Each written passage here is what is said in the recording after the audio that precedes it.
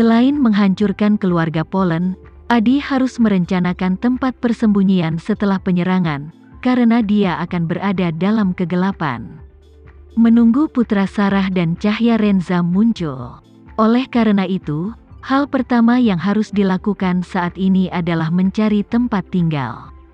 Tepat ketika dia hendak naik taksi ke kota, dia tiba-tiba melihat sesuatu yang tidak biasa. Segera, dia menoleh dan menatap seorang pria paruh baya yang memegang tanda untuk bertemu orang-orang secara diagonal di belakangnya. Dia tidak melihat apa yang tertulis di papan besar itu, semua matanya terfokus pada ibu jari kanan pria paruh baya itu. Dalam sekejap, murid-muridnya tiba-tiba menyusut.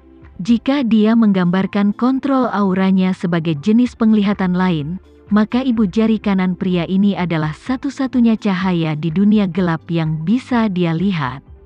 Meskipun banyak agama memiliki pandangan dunia yang berbeda, mereka semua selalu menyebutkan sebuah konsep, yaitu zaman akhir Dharma. Dalam istilah awam, agama-agama ini semua percaya bahwa perkembangan manusia yang berkelanjutan telah secara bertahap mengurangi interaksi antara manusia dan alam, langit dan bumi, dan alam semesta, sehingga membuat jarak antara manusia dan dewa semakin jauh. Menurut Taoisme, langit dan bumi pada mulanya penuh dengan aura. Selama mereka menguasai metode menyerap dan mengubah aura, manusia bisa naik ke keabadian. Tapi sekarang, aura di alam hampir habis, dan manusia telah kehilangan kemungkinan naik ke keabadian.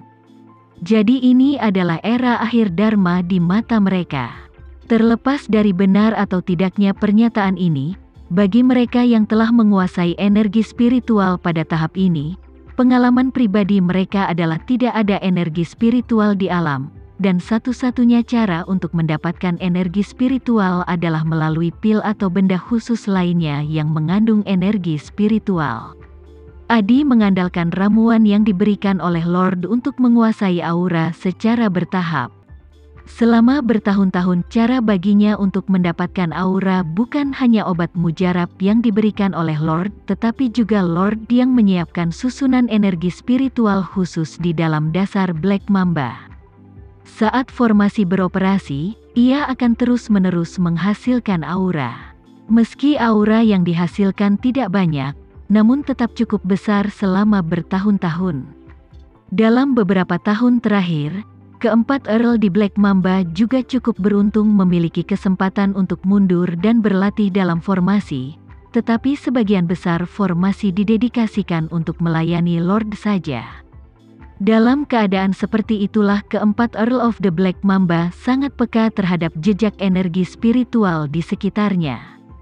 Seperti tikus lapar, ia sangat peka terhadap rasa makanan.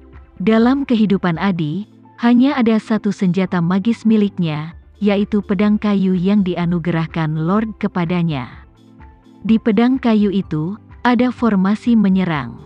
Selain itu tidak berharga.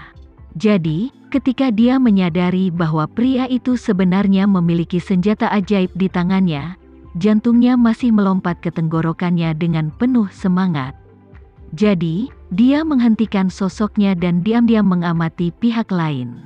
Saat ini, Ashraf tidak menyadari bahwa seorang lelaki tua sedang menatapnya tidak jauh dari sana. Dia penuh energi sekarang, karena selama dia memegang tanda dan menjaga bandara selama sehari, dia bisa mendapatkan uang untuk kerja kerasnya, yang jauh lebih banyak daripada penghasilannya dari mendirikan kios di Jalan Antik. Dia baru saja membawa kartu nama Raymond Chen. Dia tidak tahu siapa Raymond, dan dia bahkan tidak ingin Raymond datang terlalu pagi. Dalam 4 bulan ke depan tahun ini, dia akan bisa beristirahat di rumah. Adi mengamati Ashraf sebentar dan sampai pada kesimpulan bahwa orang ini tidak mahir dalam aura. Nah, alis dan ekspresinya penuh dengan semangat nyata warga negara kecil. Seseorang yang mahir dalam energi spiritual tidak akan pernah memiliki suasana jalanan tingkat rendah seperti ini. Oleh karena itu, Adi menduga bahwa orang ini seharusnya tidak mengetahui bahwa jimat di tangannya sendiri sebenarnya adalah senjata ajaib. Memikirkan hal ini, dia mendapatkan ide untuk menarik jarinya.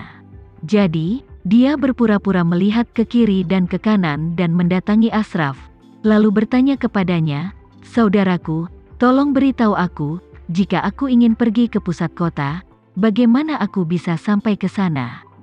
Ashraf balas menatapnya, melihat dia adalah seorang lelaki tua yang tidak mencolok, jadi dia berkata dengan acuh tak acuh, "Apakah perlu bertanya? Taksi, kereta, bus bandara, mana yang tidak pergi ke kota?" Dia sangat tidak puas, tapi dia tidak bermaksud marah. Bagaimanapun, ini juga memperkuat penilaiannya terhadap Ashraf. Jadi, dia tersenyum dan berkata, "Sejujurnya, saudara, ini pertama kalinya aku di Jakarta. Aku tidak terbiasa dengan tempat itu, dan aku sudah tua, dan mataku tidak terlalu bagus, jadi aku agak bingung." Saat dia berkata, dia mengeluarkan uang 200.000 dari sakunya, menyerahkannya di depannya, dan berkata, "Ini adalah token kecil, terimalah. Jika nyaman, dapatkah kau memberitahuku alat transportasi mana yang harus kupilih?" Ashraf tidak ingin berbicara dengan lelaki tua itu pada awalnya, tetapi ketika dia melihat pihak lain mengeluarkan uang 200.000, sikapnya segera membaik. Dia tersenyum dan mengambil 200.000 dari tangan Adi, lalu berkata dengan datar, "Kereta pasti yang tercepat, tapi sekarang sudah lewat jam 10, dan jam sibuk pagi hari telah berlalu. Sekarang mudah naik taksi ke kota. Setengah jam, lebih cepat dari kereta bawah tanah. Karena kamu tidak kekurangan uang, kamu harus naik taksi." "Oke." Adi menangkupkan tangannya dan berkata dengan sopan, "Terima kasih, saudaraku." "Sama-sama," kata Ashraf dan langsung memasukkan uang 200.000 ke dalam sakunya. Menurutnya, jika dia tidak segera memasukkan uang ke sakunya, mungkin lelaki tua itu akan memintanya untuk mengembalikannya. Pada titik ini, Adi menunjuk kunci giok di ibu jari kanannya, dan bertanya dengan rasa ingin tahu, "Saudaraku, aku pikir kunci pas milikmu tidak buruk.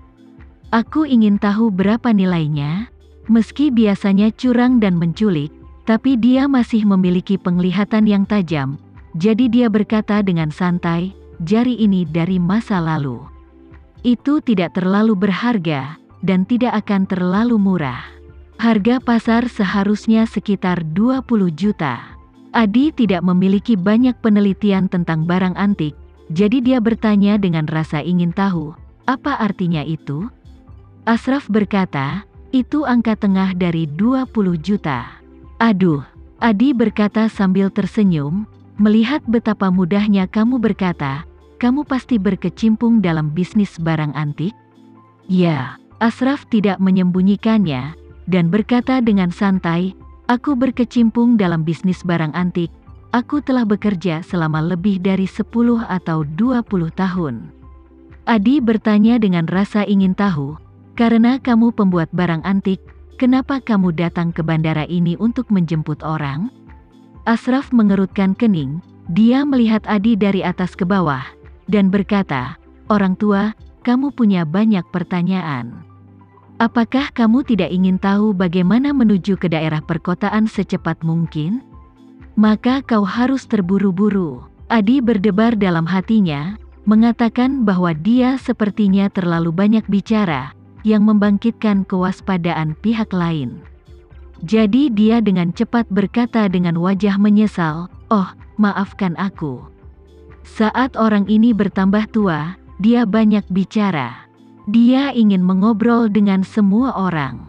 Jangan pedulikan." Yang tidak diketahui Adi adalah Ashraf mengatakan ini untuk mengingatkannya bahwa jika dia masih ingin mengajukan pertanyaan lain, dia harus mengeluarkan lebih banyak uang. Kuota 200.000 tadi sudah habis. Oleh karena itu, Ashraf tersenyum, dan berkata dengan penuh arti, "Orang tua, tidak masalah jika kamu berbicara lebih banyak, kuncinya adalah melihat dengan siapa kamu berbicara dan bagaimana kamu berbicara." Seperti yang dia katakan, dia sengaja menggunakan ibu jari dan jari telunjuknya memakai kunci giok, membuat gerakan menghitung uang. Adi kembali sadar, dan mengutuk dalam hatinya, "Aku sangat buta, aku sangat memikirkanmu. Jika itu masalahnya, aku tidak perlu pergi berkeliling denganmu, aku akan langsung mengejar." Segera, dia mengambil tas lain dari sakunya. Dia mengeluarkan beberapa lembar uang 200.000 dan menyerahkannya kepada Ashraf, dan berkata sambil tersenyum, "Sejujurnya, aku juga sangat tertarik dengan barang antik. Ketika aku melihat kunci Inggris di tanganmu, aku merasa itu sangat eye-catching. Aku sangat menyukainya. Aku tidak tahu saudara, bisakah kau melepaskan cintamu? Kita bisa bicara tentang masalah uang?"